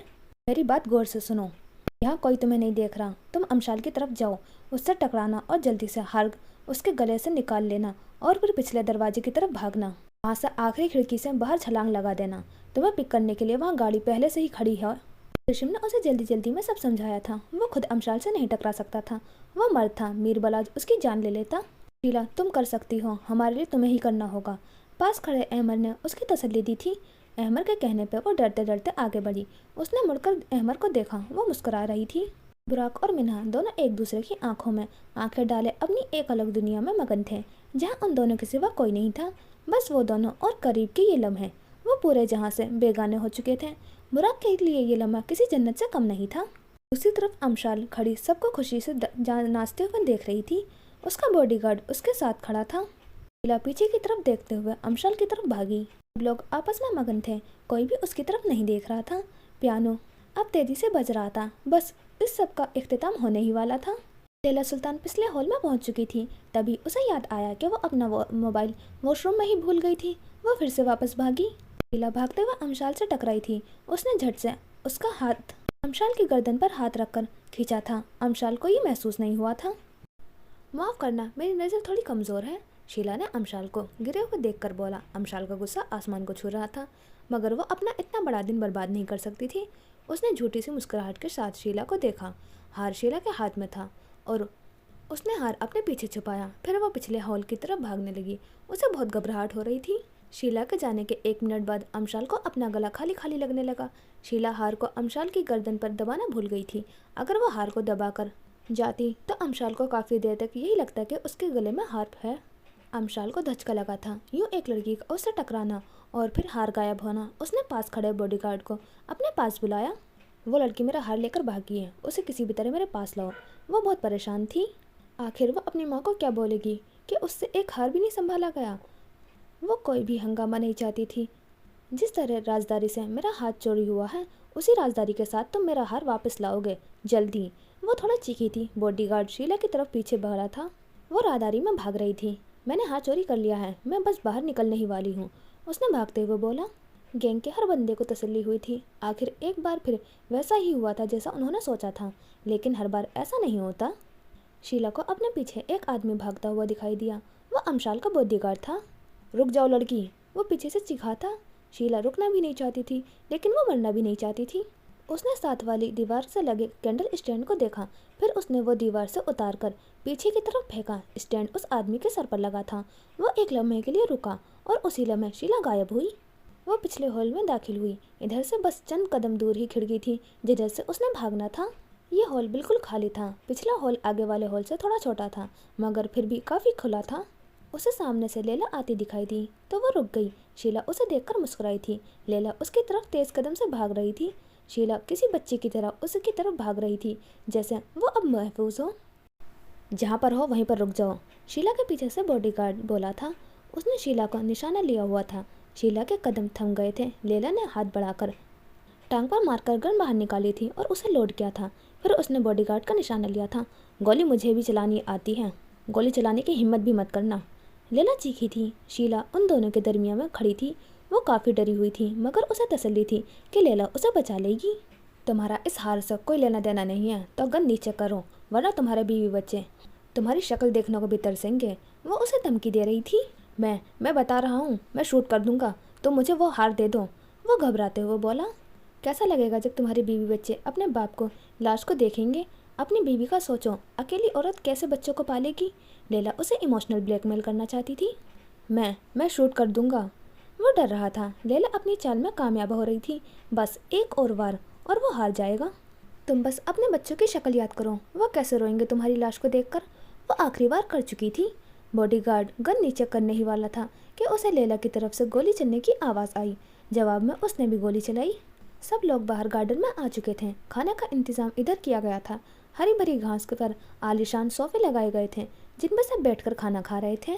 चले वापस, बुराक ने बिरयानी खाते हुए बोला। पहले तुम्हें आने की जल्दी थी और अब जाने की। अमशाल की रुखसती तो होने दो। बुराक को यहाँ से जाने की जल्दी थी, क्योंकि जिस काम के लिए वो यहाँ आया था वो काम हो चुका था। वैसे इससे अच्छी बिरयानी तो मैं बना लेता हूँ, उसने अपनी तारीफ फिर से की थी। ये तुम अपनी तारीफ हर जगह ना ही किया करो, मीना ने सीधी बात की थी। क्यों ना करूँ, मैं हूँ ही तारीफ के काबिल। अब आप तारीफ करती नहीं हैं तो मैं मासूम खुद ही कर लेता हूँ। वो ऐसे बोला था जैसे उस पर बहुत जुल्म हुआ हो। तुम ना इन हरकतों की वजह से किसी दिन मुझसे पिटोगे, वो तब कर बोली थी। कितना मज़ा आएगा जब आप मुझे मारेंगी और मैं चिल्ला चिल्ला कर सबको बता रहा हूँगा कि आप मुझ पर कितना जुल्म करती हैं। वो ख्वाब सी कैफियत में बोला था। मीना ने उसे घूरी दिखाई तो वह सीधा हुआ। दूसरी तरफ मोहतशिम अहमर के साथ खड़ा था। अभी तक शीला ने बाहर निकलकर कॉल नहीं की थी, ना ही उसका ब्लूटूथ ऑन था। शायद भागते हुए कहीं गिर गया था। लैला ने गोली नहीं चलाई थी। उसने अपने पीछे देखा, गोली हिम्मी ने चलाई थी। जवाब में उस बॉडीगार्ड ने भी गोली चलाई थी। लैला जो सब संभाल चुकी थी, हिम्मी ने पल भर में सब बर्बाद कर दिया था। गोली सीधा बॉडीगार्ड के सर में लगी थी और वो उसी तभी मौत वाक़ हो गई थी। वो अपनी जगह पर ढेर हो गया था। लैला ने वापस मुड़कर शीला को देखा। उसकी सफ़ेद फ्रॉक लाल हो रही थी। शीला की आंखें फटी की फटी रह गई थी। वो शौक में थी। लैला पागलों की तरह उसकी तरफ भागी। शीला नीचे ज़मीन की तरफ गिर रही थी। सब जैसे स्लो मोशन में हो रहा था। वो ज़मीन पर गिरी तो हर तरफ उसका खून ही खून फैलने लगा। लैला उसके पास घुटनों के बल बैठी। शीला, नहीं नहीं नहीं, कुछ नहीं होगा तुम्हें। उसकी आंखों से आंसू जारी थे। वो ऐसा सोच भी नहीं सकती थी। कहा था ना, एक महल में मरूंगी। वो उदासी से मुस्कुराई थी। गोली उसके जिस्म में लगी थी। नहीं नहीं, तुम नहीं मरोगी। लैला तुम्हें मरने नहीं देगी। ऐसा कैसा हो सकता है, तुम मुझे छोड़कर नहीं जाओगी। नहीं प्लीज़ शीला, नहीं प्लीज़ मत जाओ। आंसू किसी अबसार की तरह उसकी आंखों से गिर रहे थे। वो पहली बार किसी की मिन्नत कर रही थी। रो नहीं, रोते हुए बिल्कुल बिल्कुल अच्छी नहीं लगती तुम। तुम्हारा वो गुस्से वाला चेहरा मुझे बहुत अच्छा लगता है। उसकी आंखें दर्द से भरी हुई थी। शीला को बोलने में मुश्किल हो रही थी। सांस जैसे रुक रुक कर आ रही थी। मैं मोहतशिम से बात करती हूँ। हम हार मान लेते हैं। हाँ हाँ हाँ हाँ, हम हार मान लेते हैं। फिर वो पुलिस तुम्हें हॉस्पिटल ले जाएगी और तुम ठीक हो जाओगी। वो अपने आंसू साफ करते हुए बोली थी। वो हिम्मत नहीं हारेगी, कोई ना कोई हल निकाल लेगी। पुलिस पुलिस पुलिस तुम सबको पकड़ लेगी, वो दर्द से कराते हुए बोली। फ़र्क नहीं पड़ता, मुझे पूरी ज़िंदगी भी जेल में रहना पड़े तो मैं रह लूँगी, बस एक यही तरीका है तुम्हें बचाने का। वो अपनी दोस्त को नहीं खो सकती थी। कोई फ़ायदा नहीं है लैला, मौत का फरिश्ता मेरे सर पर खड़ा है। वो फूट कर रोई थी, उसे मौत से खौफ आ रहा था। उसकी सारी फ्रॉक खून से लाल हो चुकी थी, फर्श सारा खून में भीग चुका था। मैं मौत के फरिश्ते से भी लड़ जाऊंगी शीला, मैं तुम्हें नहीं खो सकती शीला, तुम मेरा आखिरी असासा हो। वो रोते हुए चीखी थी। अहमद से कहना मैं उससे बहुत प्यार करती हूँ, और तुमसे भी बहुत बहुत बहुत। अल्फाज उसके टूट रहे थे, उसकी सांसें बस निकलने वाली थी। बहुत प्यार करती हूँ, मुझे मुझे मुझे माफ़ कर देना, तुम्हें इस वक्त छोड़कर जा रही हूँ जिस वक्त तुम्हें मेरी सबसे ज़्यादा ज़रूरत थी। हमारा साथ यहीं तक था। तकलीफ़ अब हद से बढ़ गई थी, वो मुश्किल से कुछ बोल पा रही थी। मत जाओ यार, लैला सुल्तान तुम्हारा आगे हाथ जोड़ती है, वो हाथ जोड़कर बोली थी। मेरे बस में नहीं है लैला। आंसू अब रुक चुके थे, उसकी रूह निकलना शुरू हो गई थी। तुम कहीं नहीं जाओगी शीला? नहीं नहीं नहीं प्लीज़, मैं तुम्हारे बगैर रहने का सोच भी नहीं सकती। लैला सुल्तान का सब कुछ बिखर रहा था, वो सब हार रही थी। एक बार फिर जिंदगी ने तुमसे सब कुछ छीन लिया लैला। उससे बिल्कुल बोला नहीं जा रहा था और आंखें बंद हो रही थी। लैला नाफी में सर हिलाते हुए उसे मना कर रही थी, जैसे ये सब झूठ हो। तुम आग हो लैला, सब जलाकर राख कर दो। ये वो आखिरी अल्फाज थे जो उसके मुंह से निकले थे। शीला की रूह निकली हो गई थी, जिस्म बेजान हो गया था। उसे बस इतनी मोहलत मिली थी। क्या जिंदगी इतनी जल्दी ख़त्म हो जाती है? शीला, उसकी आवाज़ पूरा हॉल में गूंजी थी। आंखें खोलो प्लीज़, आंखें खोलो प्लीज़, राख को खो चुकी हूँ, तुम्हें नहीं खो सकती। शीला शीला। वो एक बार फिर किस्मत से हार गई थी। उसके आंसू थमने का नाम ही नहीं ले रहे थे। आखिर क्यों किस्मत इतनी जालिम होती है? लैला सुल्तान वहाँ बैठी रोती रही थी, मगर कोई रोने से वापस तो नहीं आ जाता। शीला उसे ऐसे छोड़कर चली जाएगी, वो तसव्वुर भी नहीं कर सकती थी। लैला मेरी बहन, मैं तुम्हें कितना गलत समझती थी। मुझे लगता था कि तुम्हें तो कोई दर्द होगा ही नहीं। आज उसे जितनी तकलीफ़ हो रही थी, वो माजी की हर तकलीफ से बढ़कर थी। जहन से शीला का तसव्वुर निकल ही नहीं रहा था। मेरा वादा है, अगर तुम पर कोई मुसीबत आई तो तुम लैला सुल्तान को अपने साथ पाओगी। वो उसके सामने होकर भी उसे नहीं बचा पाई थी। वो वादा अधूरा रह गया था। लैला इस वक्त खुद को कितना बेबस समझ रही थी, वो वही जानती थी। देख लेना, मेरे मरने का दुख सबसे ज़्यादा तुम्हें होगा, उसने वाकई सच कहा था। लैला इस वक्त शदीद सदमे में थी। ये बातें उसके जहन में किसी फ्लैशबैक की तरह चल रही थी। वो अंदर से किसी कांच की तरह टूटकर बिखर गई थी, जैसे वो खुद को समेट भी नहीं सकती थी।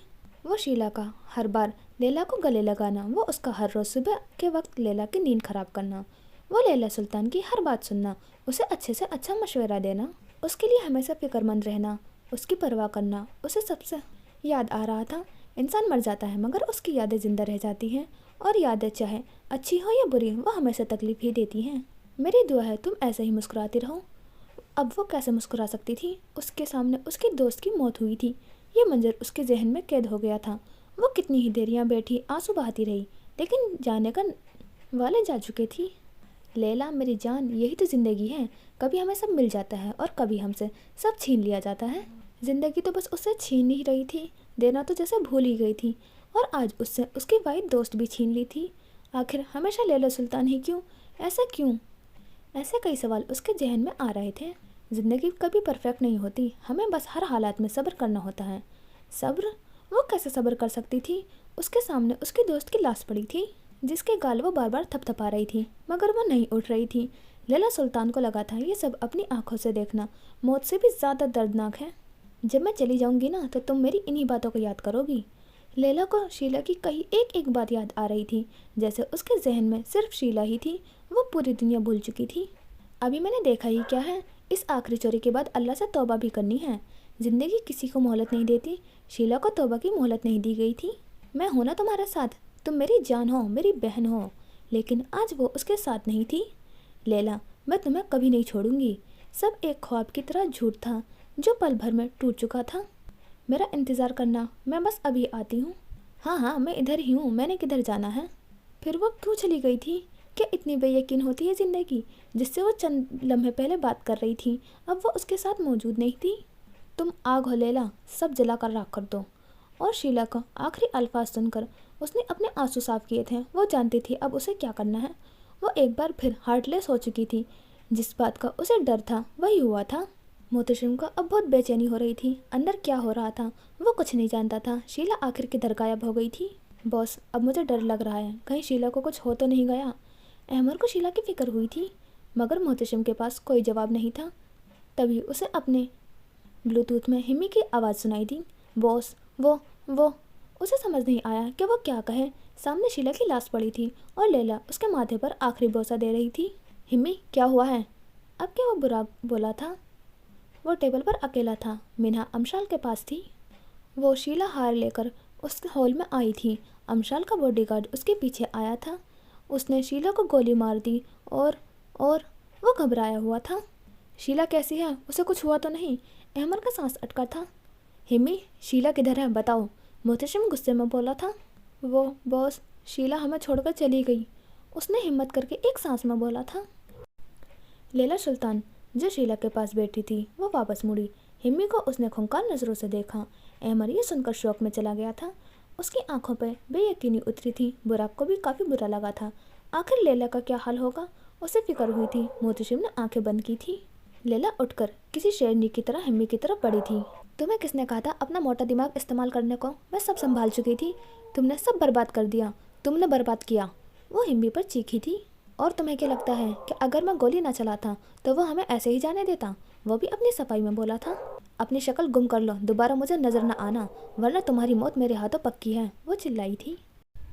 हिम्मी गुस्से से बाहर निकला। लैला अपना ब्लूटूथ कान में लगाया था। सब फौरन अंदर आए, वो हुक्म दे रही थी। उसे हुक्म देना ही तो आता था। तुम क्या करने वाली हो लैला? मोहतशिम का खर्चा लाक हुआ था। सब जलाने लगी हूँ मैं, सब बर्बाद कर दूंगी, एक एक को चुन के मारूंगी। उस वक्त लैला पर जुनून तारी था। गुस्सा और गम जब एक साथ मिल जाता है तो वो जुनून में बदल जाता है और जुनून में इंसान अपना होशो हवास खो देता है। यही लैला के साथ हुआ था। मैं तुम्हें ऐसा नहीं करने दूंगा। लैला, बात को समझो, हम उन लोगों से पंगा नहीं ले सकते। मोहतशिम उसे ठंडा करने का कोशिश कर रहा था। अहमर, तुम आओगे ना अपनी शीला के लिए? उसने आखिरी बार मुझसे कहा था कि वो तुमसे बहुत प्यार करती है, क्या तुम मेरा साथ दोगे? और ये सुनकर अहमर के आंसू से बेइख्तियार आंसू निकले थे। उसने अपने प्यार को खो दिया था। तुम पागल हो गई हो लैला, मत करो, बहुत लोग मारे जाएंगे। मोहतशिम ने एक बार फिर उसे समझाने की कोशिश की थी। फ़र्क नहीं पड़ता, आज पूरी दुनिया भी मेरे हाथों कत्ल हो जाए तो मुझे कोई परवाह नहीं। वो पुरानी वाली लैला बन चुकी थी। वो हार्टलेस हो चुकी थी। लैला, बात को समझो, मोहतशिम उसे समझा रहा था। फिर वो अहमर को उठता देखकर रुका। अहमर अंदर जा रहा था जंग का आगाज़ करने।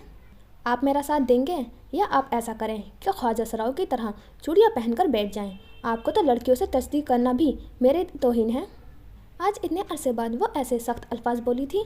लैला, तुम इस वक्त सदमे में हो। तुम मोहतशिम उसे बार बार समझाने की कोशिश कर रहा था। मेरे सामने मेरी दोस्त को गोली लगी, वो चीखी थी। आंखों के सामने वही मंजर घूमा था। मेरे इन हाथों में उसने अपनी आखिरी सांस ली। उसे शीला के खून से लथपथ अपने हाथों को देखा। उसके आखिरी अल्फाज थे कि लैला, सब जलाकर राख कर दो। तो हाँ, मैं सब बर्बाद कर दूंगी। ये वाइट वेडिंग अगर मैंने रेड वेडिंग में ना बदली तो मेरा नाम लैला सुल्तान नहीं। वो बिना कुछ सोचे समझे बोल रही थी। आ रहा हूँ मैं।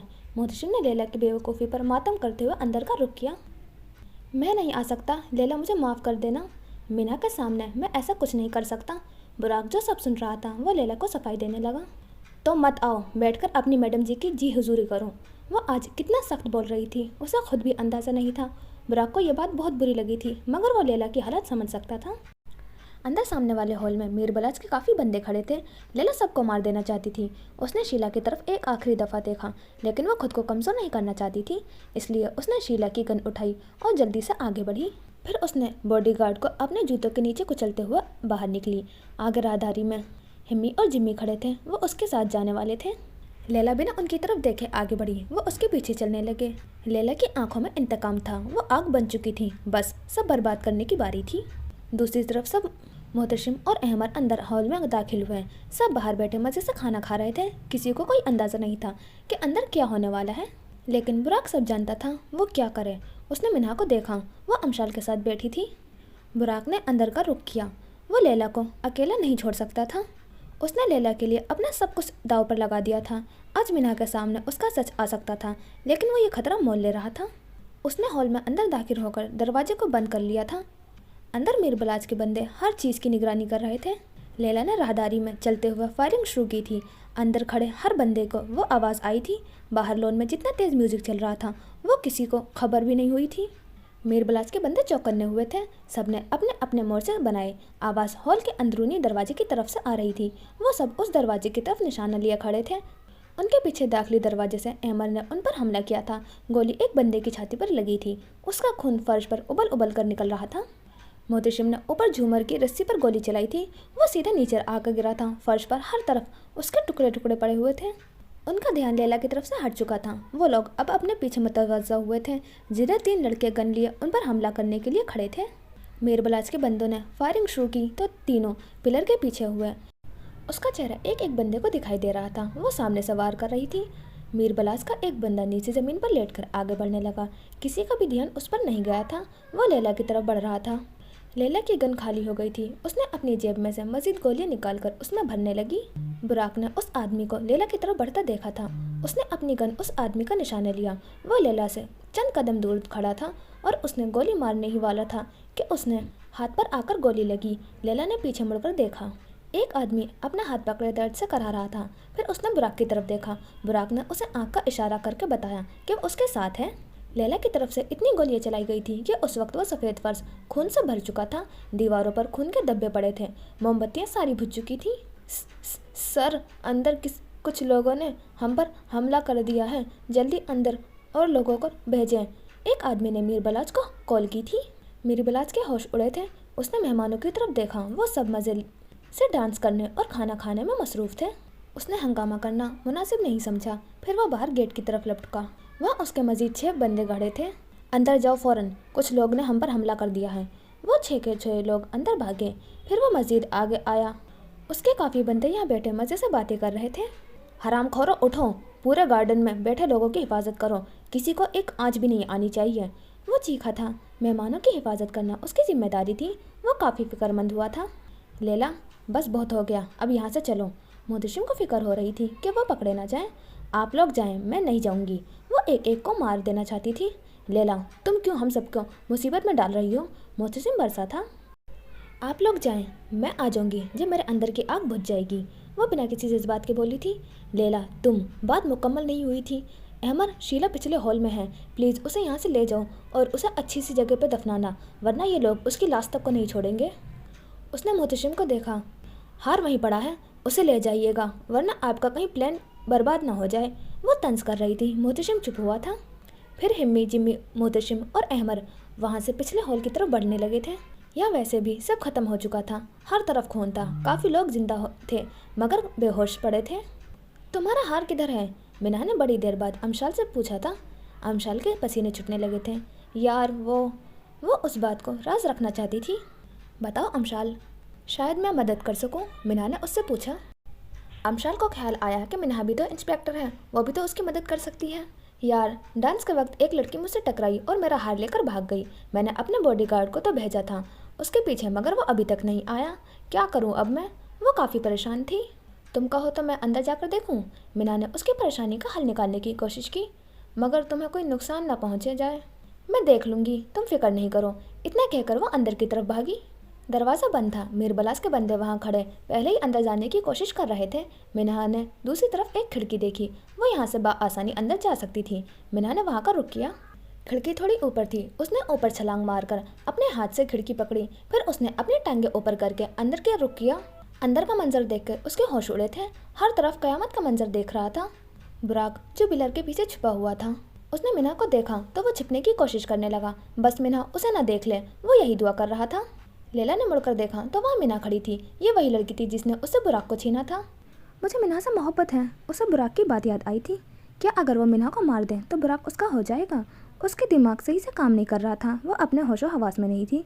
मिना सब देखकर आगे बढ़ी। उसके पास कोई हथियार नहीं था। अंदर आना उसे अपनी सबसे बड़ी बेवकूफ़ी लगी। अभी वो 2 कदम आगे बढ़ी ही थी कि लैला उसके सामने आई। उसके हाथ में गन थी जो उसने मिना की तरफ की थी और मिना के पैरों से ज़मीन निकल गई थी। ये वही लड़की थी जो हर बार उसकी मदद करती थी। उसे शौक लगा था लोग क्या होते हैं और हम उन्हें क्या समझते हैं। उस वक्त उसके हाथों पर खून लगा हुआ था। कपड़े सारे खराब हो चुके थे। तुम हमेशा मुझसे पूछती थी कि मैं कौन हूँ, तो आज मैं तुम्हें बताती हूँ कि मैं कौन हूँ। उसने मिन्हा को देखकर बोला था।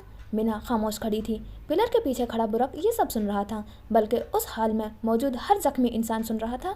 मैं हूँ लैला सुल्तान, एक चोरनी, एक स्कैमर, एक धोखा और एक आग जो जहाँ जाती है वो जला देती है।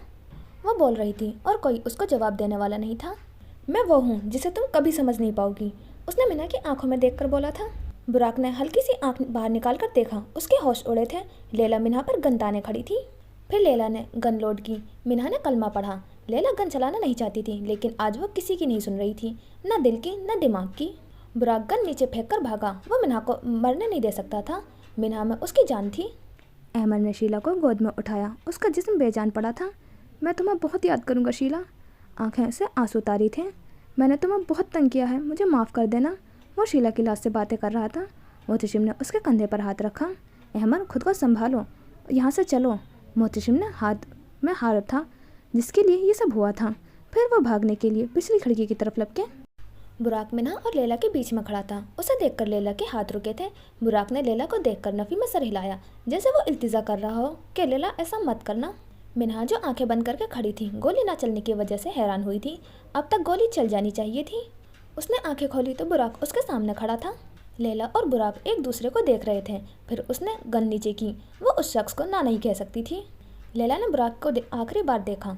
बुराक को देखकर वो कमज़ोर पड़ गई थी, लेकिन फिर बुराक के साथ मिन्हा को देखा तो वो समझ गई थी कि कुछ चीज़ें हमारी ज़िंदगी में हमेशा लाहासिल ही रहती हैं। आंखों में तकलीफ उतरी थी। मिन्हा ने बुराक की तरफ देखा, जो लैला से नज़र हटाकर अब उसकी तरफ देख रहा था। वो हर बार आ जाता था उसे बचाने। बुराक मिन्हा और लैला के बीच में खड़ा था। उसे देखकर लैला के हाथ रुके थे। बुराक ने लैला को देखकर नफ़ी में सर हिलाया, जैसे वो इल्तिजा कर रहा हो कि लैला ऐसा मत करना। मिन्हा जो आंखें बंद करके खड़ी थी, गोली ना चलने की वजह से हैरान हुई थी। अब तक गोली चल जानी चाहिए थी।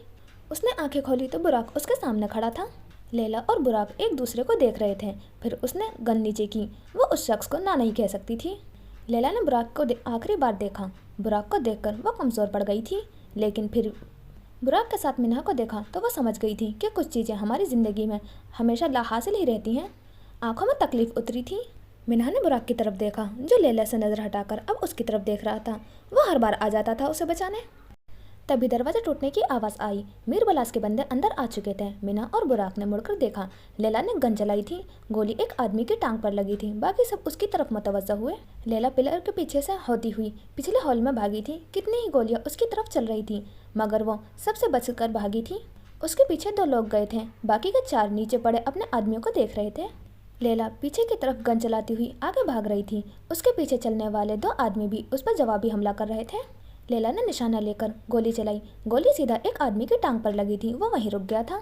बाहर अब हलचल होना शुरू हो गई थी। सब लोगों को आहिस्ता आहिस्ता अंदर की खबर मिल रही थी। मीर बलाज हॉल में दाखिल हुआ। हर तरफ अपने बंदों को जख्मी पड़ा देखकर उसके होश उड़े थे। आहिस्ता आहिस्ता सब लोग अंदर आ रहे थे। अंदर का माहौल दहशतनाक था। फर्श खून से भरा हुआ था। चीज़ें बिखरी पड़ी थी। दीवारों पर खून की बेतहाशा छींटे थी। सब बर्बाद हो चुका था। वो वाइट वेडिंग थी, जिसे लैला सुल्तान ने रेड वेडिंग में बदल चुकी थी। लैला ने पिछली खिड़की से छलांग लगाई। वो आदमी अब तक उसके पीछे आ रहा था। लैला और उस आदमी दोनों की गन खाली हो चुकी थी। लैला ने पिछली गली का रुख किया। वो आदमी लैला को पकड़ने का मुकम्मल कोशिश कर रहा था। गली में काफ़ी अंधेरा था, इसलिए वो दोनों एक दूसरे को सही से दिखाई नहीं दे रहा था। दूसरी तरफ जख्मी लोगों को हॉस्पिटल ले जाया जा रहा था। जिस आदमी ने मीर बलाज को कॉल की थी, उसको स्ट्रेचर पर लेटाकर बाहर ले जाया जा रहा था। वो मीर बलाज के पास रुका। सर, ये सब लैला सुल्तान नामी लड़की ने किया है। वो यहाँ कुछ चुराने आई थी। उसने अपने मालिक को खबर दी थी। मीर बलाज ने फ़ौरन किसी को कॉल की थी। लैला सुल्तान नामी लड़की का पूरा रिकॉर्ड निकालो। माजी में कोई ना कोई तो जुर्म किया होगा इसने। हर सोशल मीडिया, हर टीवी चैनल पर इतना बदनाम करो कि इसकी अपनी गैंग भी इसको पनाह ना दे। लोग उस पर थू करें और उसे लाकर पुलिस के हवाले कर दें। वो लैला सुल्तान का दुश्मन बन चुका था। 5 मिनट, बस 5 मिनट के अंदर उसके बारे में हर टीवी चैनल पर खबर होनी चाहिए। अब के वो हुक्म दे रहा था। लैला सुल्तान ने अगली गली से टर्न लिया। सामने मेन रोड थी। वहाँ जाना खतरे से खाली नहीं था। आदमी उसके पीछे ही था, या शायद भाग भाग कर थक गया था। अभी इस बात का अंदाज़ा नहीं लगाया जा सकता था। वो बाएं तरफ मुड़ी। सामने बेकरी के बाहर एक गाड़ी खड़ी थी। वो उस गाड़ी को पहचानती थी। उसने गाड़ी का रुख किया, फिर गाड़ी का शीशा खुला देखकर उसके अंदर छलांग लगाई। लैला अंदर बैठकर पिछले शीशे से बाहर देख रही थी। वो आदमी गली से बाहर आ चुका था। उसे समझ नहीं आ रही थी कि वो लड़की कहाँ गई। मिना अभी तक शौक में थी। वो तो लैला को फरिश्ता समझती थी, लेकिन वो क्या थी आज उसे अंदाज़ा हुआ था। मगर उससे भी बड़ा शौक की बात कुछ और थी। उस लड़की ने बुराक को देखकर गोली क्यों नहीं चलाई? आखिर बुराक का और उस लड़की का क्या लेना देना? ये सवाल उसके जहन में उभर रहा था। वो अपनी ही सोच में गुम थी। तभी बुराक ने उसकी आंखों के सामने चुटकी बजाई। चले घर? उसने मिना को परेशान देखकर सवाल किया। हाँ चलो। वो काफ़ी उलझी हुई थी। वो दोनों गाड़ी में बैठ चुके थे। मिना बिल्कुल खामोश थी। आपको क्या हुआ? बुराक ने सवाल किया। कुछ नहीं, तुम घर चलो। उसके लहजे में अजीब सी खामोशी थी। अगर आप ये सोच रही हैं कि मैं अंदर क्या कर रहा था, तो मैं अंदर अपनी गाड़ी की चाबी लेने गया था। उसने अपनी सफाई दी। नहीं, ऐसी कोई बात नहीं है बुराक, उसने शीशे से बाहर देखते हुए बोला। वो नीली जैकेट के नीचे स्याह पैंट पहने बेकरी से बाहर खड़ा था। उसने अपनी आंखों से चश्मा हटाया तो उसकी गहरी नीले रंग की आंखों में दिल वाज़े हुआ। केक पैक करवाते हुए वो बाहर की तरफ निकल रहा था। अपनी गाड़ी में वापस आकर मोबाइल पर न्यूज़ चैनल लगाया और मज़े से केक खाने लगा। तभी न्यूज़ चैनल पर खबर चलने लगी। नाजरीन, आपको इत्तला देते चलें कि लैला सुल्तान नामी लड़की जो पिछले 10 सालों से पुलिस की हिट लिस्ट में थी, आज उसने मीर बलाच की बेटी की शादी भी बर्बाद कर दी। साथ में लैला सुल्तान की पुरानी तस्वीरें चलाई जा रही थी, लेकिन अजलान मज़े से अपना केक खाने में मसरूफ़ था। उसने तस्वीर पर तवज्जो नहीं दी थी। नाजरीन, इस वक्त आप अपनी स्क्रीन पर मीर बलाच के घर की लाइव फुटेज देख सकते हैं। ये वाइट वेडिंग को लगता है रेड वेडिंग में बदलने की साजिश की गई है। ये सब करने वाली सिर्फ लैला सुल्तान है। पिछले 10 सालों में वो मुख्तलिफ घरों में चोरियां कर चुकी है। न जाने कितने लोगों के साथ स्कैम करके आज तक पकड़ी नहीं गई। पुलिस इसकी तलाश में पूरे शहर में भरी हुई है। क्या अब ये लड़की पकड़ी जाएगी या नहीं, जानने के लिए हमारे साथ बने रहिए। न्यूज़ रिपोर्टर पेपर से देखकर खबरें पढ़ रही थी। तौबा तौबा, लैला सुल्तान जैसी लड़कियों से अल्लाह बचाए। उसने हाथ उठाकर दुआ मांगी थी। 2 मिनट में ही उसने आधा केक खा लिया था। अभी उसने एक और बाइट मुंह में डालने वाला ही था कि उसे अपने सर पर कुछ महसूस हुआ। किसी ने उसके सर पर गन रखी थी। कौन हो तुम? उसने डरते हुए सवाल किया था। लैला सुल्तान, उसने अपना चेहरा आगे किया। अजलान ने मुड़कर देखा। उसे वो जंगल वाली लड़की याद आई। तुम? वो हैरान हुआ था। आगे देखो और गाड़ी चलाओ शराफत से, उसने धमकी दी थी। मुझे केक तो पूरा खाने दो, उसने इल्तिजा की थी। मेरा हाथों कत्ल हो जाना, फिर कब्र में लेटकर खाना केक। उसने गन मजीद उसके सर पर रखी थी। ये अच्छी ज़बरदस्ती है। अल्लाह मुझ जैसे शरीफ आदमी की हिफाजत करना। उसने मुंह बनाते हुए मासूम से अंदाज में दुआ की। यहाँ से शुरू हुआ लैला सुल्तान का एक नया सफ़र, एक नई कहानी। वो सब खो चुकी थी और ज़िंदगी उसे एक नए सफ़र पर ले जा रही थी, और इस सफ़र में उसका साथी था अजलान खान।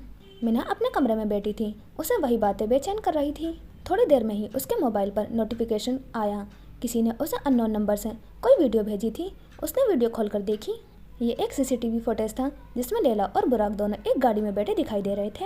ये उस दिन की फुटेज थी जिस दिन बुराक रिहा हुआ था और लैला उसे लेने आई थी। दोनों के चेहरे वाजे हो रहे थे। शायद वो दोनों मुँह छुपाना भूल गए थे।